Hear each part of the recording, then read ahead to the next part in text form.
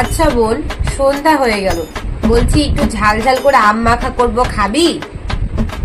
না রে হাট, এখন আমি খাবো না, এখন আমি মোবাইল দেখবো। তুই যা, তুই খাগা।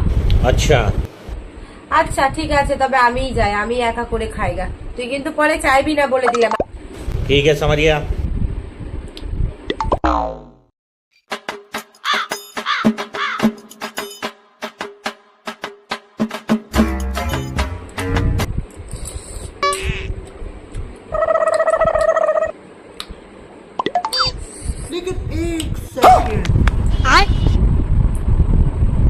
দিনা একটু খাই।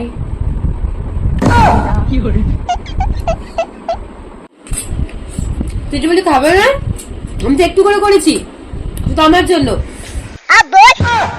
哎呦我的妈！